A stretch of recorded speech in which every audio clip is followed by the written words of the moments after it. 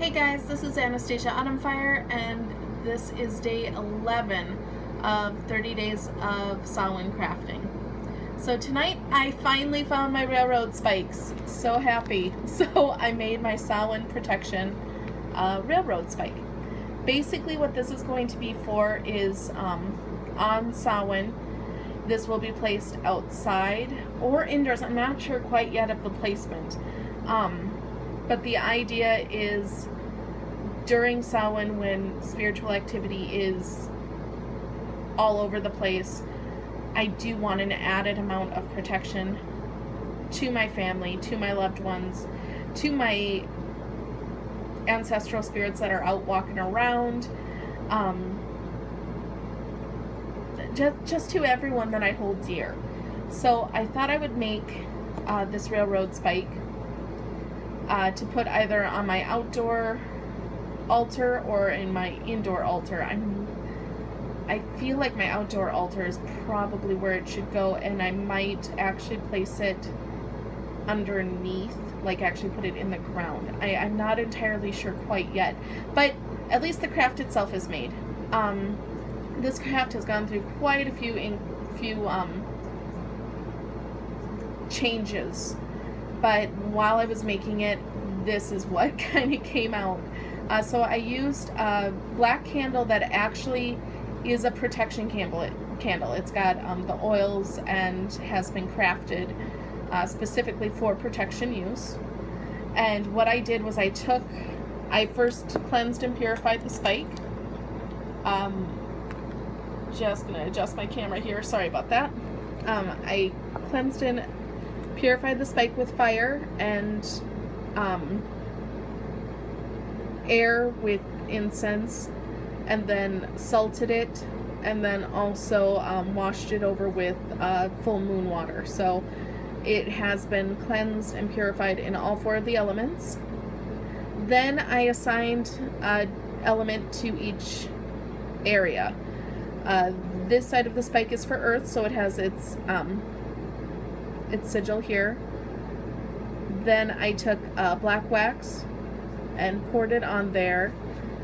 I then used vervain herb to help solidify the protection of the spike. Vervain is not only a Samhain corresponding herb, but it also is an earth corresponding herb.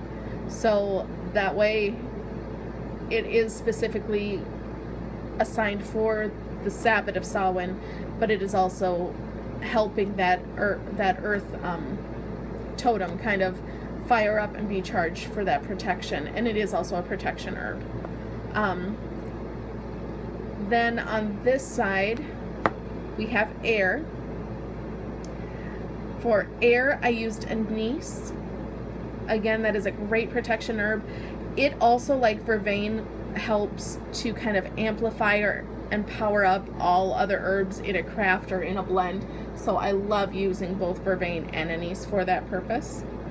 It is also an air herb, if I hadn't already said that, and associated with Samhain. And then I have the air sign here. On this side we have fire.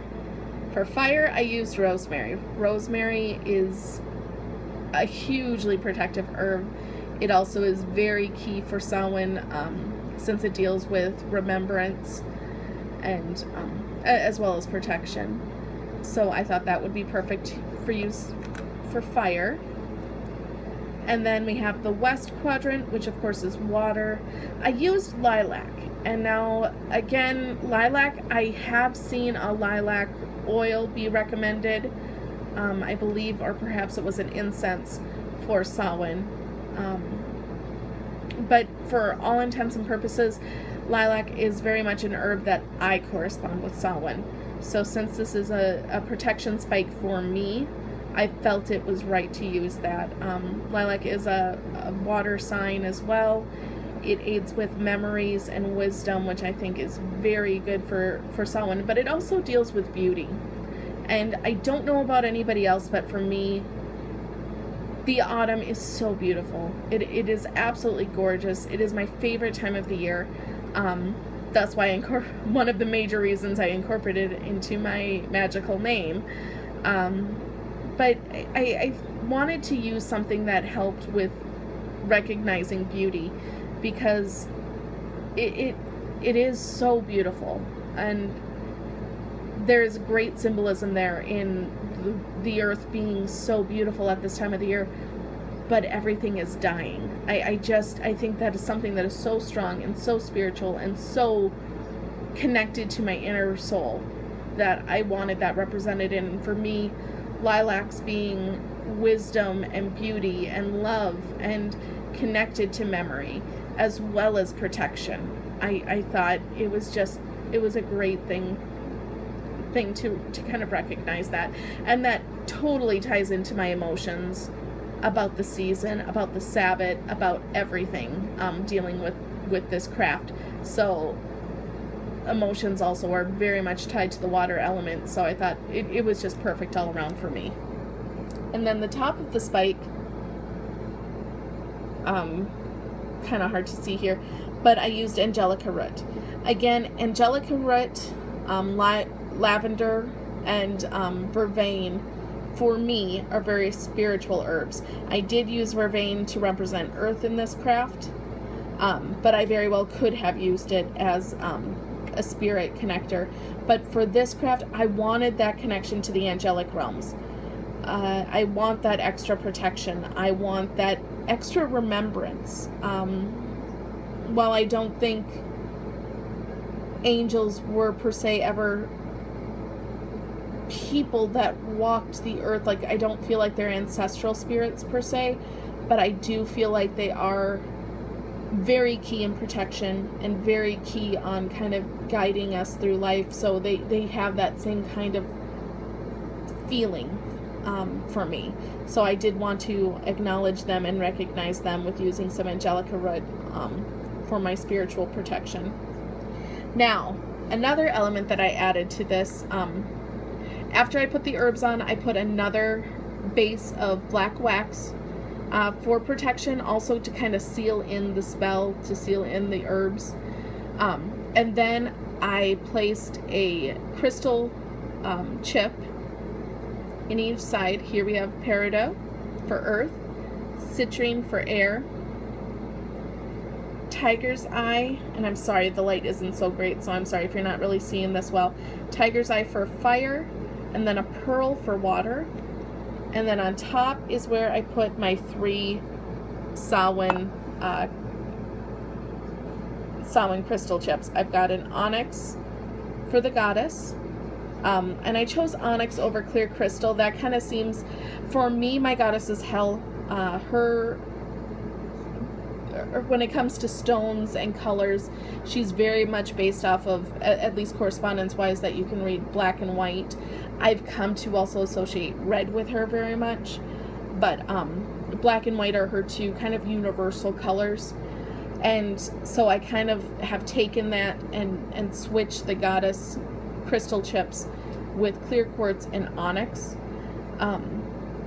I know I've kind of said that I kind of switch it out, but I don't think I've gone into explanation as to why. That is why, because for goddess I could see her being either or, and so I'm switching them based off of the crafts. So we've got onyx this time for the protection aspect. Amethyst, of course, is for the good folk, and then carnelian is for the Lord. And then what I've also done is added little warden icons, which are very based off of kind of Halloween or Samhain. I am not a good artist, and Sharpie is not my friend, apparently, at times. This is actually supposed to be a skull. I know, it's a little scary looking, but and not necessarily in a cool way, but I chose a skull for Earth because that's where we return to, whether we're cremated, whether we are buried, whatever, we are returned to the earth, and that is where we rest. We come from the goddess, we go back to the goddess. That is the earth, and so that is why I chose a skull for that warden. For air, sorry, this kind of got smushed as well. I have a broom and a witch's hat. The whole idea of we fly by air, I love the icon of the witch on the broom over the moon, that kind of feeling of just freedom and lightness. And as much as I want this to be protective and I want it to be grounded, I do want that protection to also go to the air. I want it to be all around and all encompassing. I want it to kind of bubble everything. So I do want that lightness to it as well. So a warden of a witch, a stereotypical witch, I thought would be a good one for air. And then for fire, I have a pumpkin, really actually a jack-o'-lantern that is lit up. I've got the 3 little dots to show the light resonating. The idea of that, obviously a candle in a pumpkin is very much fire-based.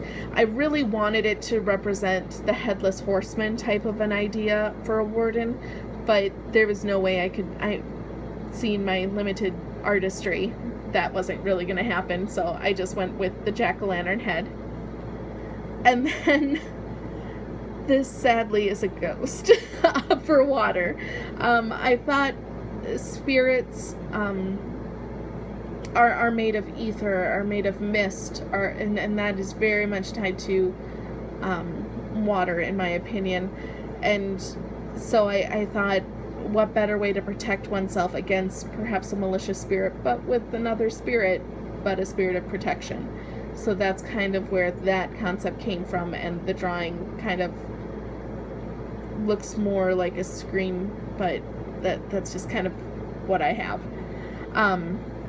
If you notice as well, earth and water, both the elemental symbol and the warden at the bottom, are done in silver, and then fire and air is in gold.